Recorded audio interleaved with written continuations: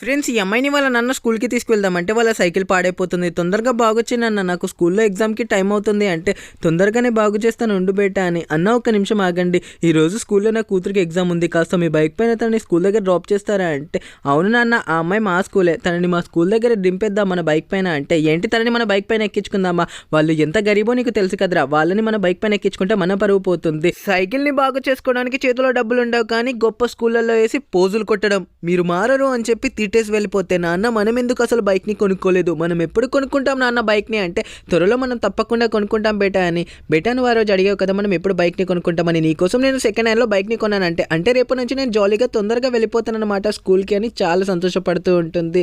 నాన్న తొందరగా బాగు చేయి, నాకు స్కూల్లో టైం అవుతుంది, ఈరోజు ఎగ్జామ్ ఉంది అంటే, నేను బాగు చేస్తున్నా బాగు కావట్లేదు అంటే, నాన్న వాళ్ళ బైక్ పాడైపోయింది చూడు అంటే, ఏమైందన్నా అని చెప్పి అడిగితే బైక్ పాడైపోయింది అంటే, అన్న తొందరగా నేను స్కూల్కి వెళ్ళాలి, ఈ రోజు నాకు ఎగ్జామ్ ఉంది అంటే, త్వరగా ఎక్కువ బేటా నేను తీసుకువెళ్తానంటే, ఆ రోజన్న మాటలు పట్టించుకోకుండా నన్ను క్షమించండి అంటే, పర్లేదన్నా ఏం కాదు అని చెప్పి అంటుంటాడు. మీకోసం ఏదైనా చేసే మీ ఫాదర్ నేమ్ ఏంటో కామెంట్ చేయండి. ఈ వీడియో నచ్చితే ప్లీజ్ సబ్స్క్రైబ్.